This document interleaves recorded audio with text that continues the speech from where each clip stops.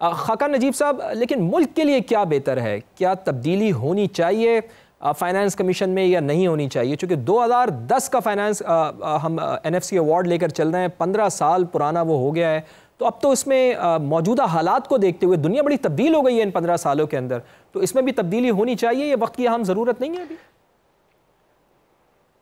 देखिए ना, let's start कि अगर आज हमने ये डिस्कशन ओपन करनी है तो पहली तो बात है कि 18वीं तरमीम में वफाक को ये बात करनी चाहिए कि जो एक्सपेंडिचर हम कर रहे हैं ये 300 और 300 का, इनको हम कम कर रहे हैं, और ये चूँकि रिसोर्सेज ऑलरेडी मूव हो चुके हैं, पहले तो उसको कंप्लीट करें जो काम हो चुका है। नंबर 2, जो पावर्टी का 750 है वो भी नीचे मूव होना चाहिए। वफाक कुछ शेयर करना चाहता है कर ले, बाकी चारों प्रोविंसेस शेयर करें। सो पहले तो दुरुस्तगी यहाँ होनी चाहिए। नंबर 2, दुरुस्तगी यहाँ आनी चाहिए कि अगर 15% पे पहुंचना था, मेरा ख्याल है कि उस वक्त जो बात हुई थी, अगर मुझे सही याद है, and I may be wrong on this, but I जो मेमोरी सर्व करती है वो ये था कि 2.5% शायद जो है इसमें से सूबों का 2015 में आ रहा होगा टैक्स टू GDP।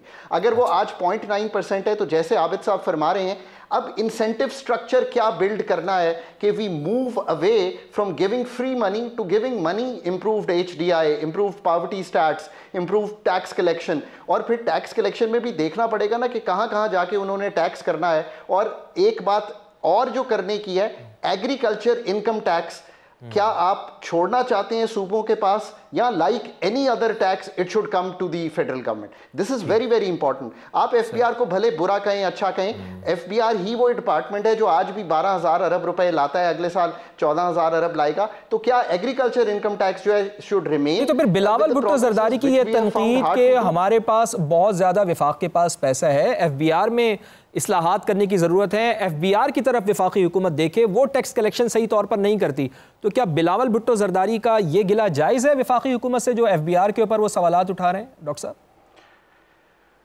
देखिए, इसमें तो कोई दो आरा नहीं ना हो सकती कि 8-10% का जो टैक्स टू GDP रेशियो रहा है, या 10% के करीब आप पहुँचे हैं, 9, 9.5, 10 से निकल नहीं रहे थे। बहुत से टैक्स गैप्स हैं, मतलब स्टडीज़ ऐसी भी बताती हैं कि 3,400 अरब का सेल्स टैक्स का गैप है, यानी कि जो लगा हुआ है वो कलेक्ट नहीं होता।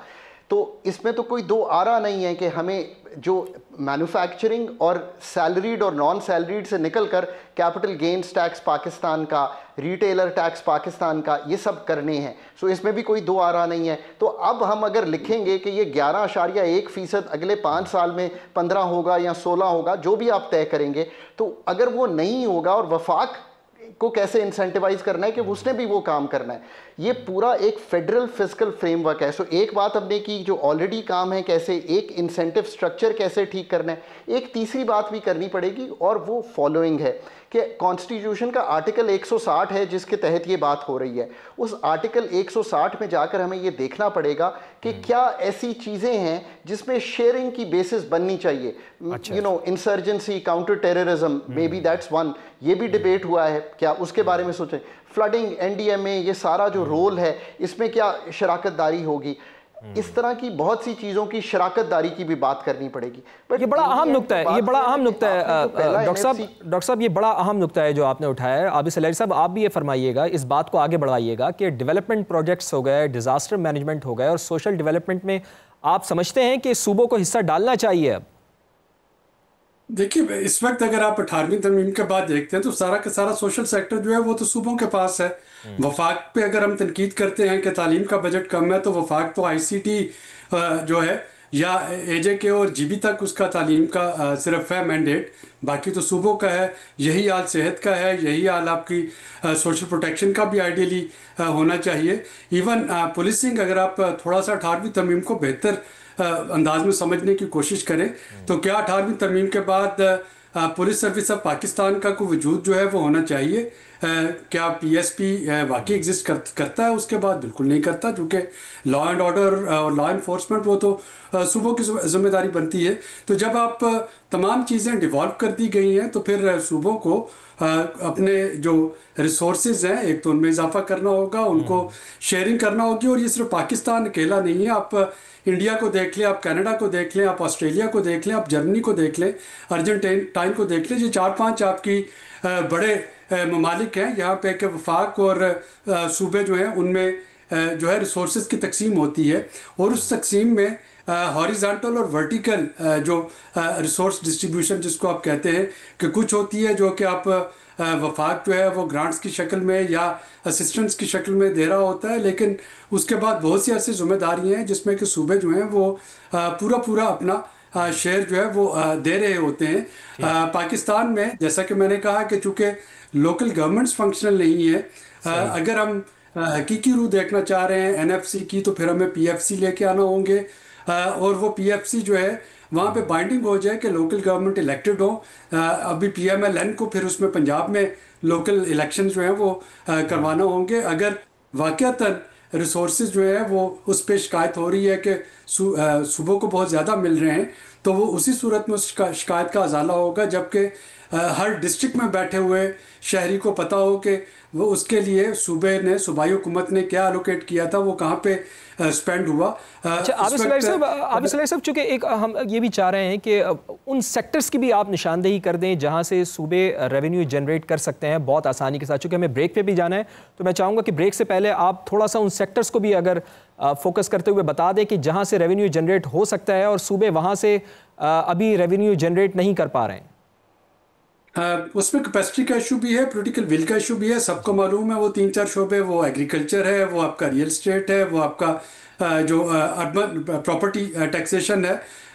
ये 3 आपके बड़े चंक्स और बड़े शेयर्स हैं जिसपे के सूबे बड़े आसानी के साथ रेवेन्यू जनरेट कर सकते हैं। यानी अगर आप इस वक्त मिलियंस के घर पे बैठे हैं, करोड़ों के घर पे बैठे हैं और प्रॉपर्टी टैक्स जो है वो आप पीनट दे रहे हैं, और डॉक्टर नदीमुल हक जो हैं उनकी आप बहुत सी बातों से इख्तलाफ कर सकते हैं, लेकिन इस बात पे वो पिछले 15 साल से मुसलसल इस बात को दोहराते चले आ रहे हैं कि पाकिस्तान का जो अर्बन प्रॉपर्टी का जो टैक्सेशन की जो कंट्रीब्यूशन है वो अपने पीयर्स के मुकाबले में भी बहुत कम है। पाई डी की और उन्हीं की एक स्टडी थी कि जितना प्रॉपर्टी टैक्स अकेला बॉम्बे देता है वो जो लोकल गवर्नमेंट को, वो पाकिस्तान के तमाम सूबाई जो कंट्रीब्यूशन है उससे ज़्यादा है। ये बड़े चीज़ा आपने सेक्टर्स बताए जहां से हम रेवेन्यू जनरेट कर सकते हैं, सूबे रेवेन्यू जनरेट कर सकते हैं। डॉक्टर साहब, मैं आपसे ज़रा साबिक़ वज़ीर ख़ज़ाना मिफ्ता इस्माइल साहब, उनकी तजवीज़ है वो भी आपके साथ ज़रा शेयर करना चाहूँगा। यकीनन आपकी नज़रों से भी गुजरी होगी। उन्होंने कहा कि सूबों को मौजूदा हिस्सा मिलता रहे नए NFC अवार्ड में, लेकिन आइंदा इजाफी टैक्स आमदन में से 80% विफाक के पास हो। बेनज़ीर इनकम सपोर्ट प्रोग्राम सूबों के सुपुर्द कर दिया जाए या सूबे इसका खर्च बर्दाश्त करें, जबकि ज़रूरी आमदन को विफाकी टैक्स नेट में लाया जाए। उनकी ये तजवीज़ क्या आप समझते हैं कि इसके ऊपर अमल दरामद होना चाहिए? बेहतर तजवीज़ है ये? देखिए, जहाँ तक हम बिस्प की बात करते हैं तो इस वक्त हमें कंसोलिडेशन की ज़रूरत है। आपके पास सोशल प्रोटेक्शन में एक तो बिस्प है, उसके बाद वफाक पे देखें तो बैतुल माल है, सूबों में देखें तो उनकी अपनी अब सोशल प्रोटेक्शन अथॉरिटीज़ जो है वो बन चुकी हैं। पंजाब की सोशल प्रोटेक्शन अथॉरिटी है, केपी में है, इसी तरीके से वो NSCR। मेरे पास आबिद सलेरी साहब वक्त बिल्कुल कम रह गया, तो मैं चाहूँगा कि फाइनली कमेंट आबिद सलेरी साहब आपकी जानिब से तो आ गया है। डॉक्टर खाका नजीब, आप भी इसके ऊपर कमेंट कर दीजिएगा कि जो BISP प्रोग्राम के 712 अरब रुपए विफाक को देने पड़ते हैं वो भी सूबों को ले लेने चाहिए इसका बोझ। देखिए ना, पावर्टी सब्जेक्ट जो है 18वीं तरमीम के मुताबिक अगर डिवॉल्व हो चुका है तो सूबों का हिस्सा उसमें ज़रूरी है।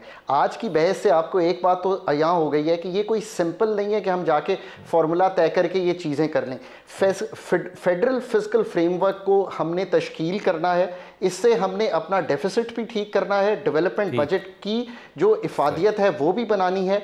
सूबों से नीचे भी लिखा जाना चाहिए NFC में कि कैसे डिवॉल्व होंगे funds to the local government. वक्त बिल्कुल खत्म हो गया है और नया NFC अवार्ड, आप लोगों की बातों से जो मैंने नतीजा है वो तो यही लग रहा है कि नया NFC अवार्ड इस वक्त की अहम तरीन जरूरत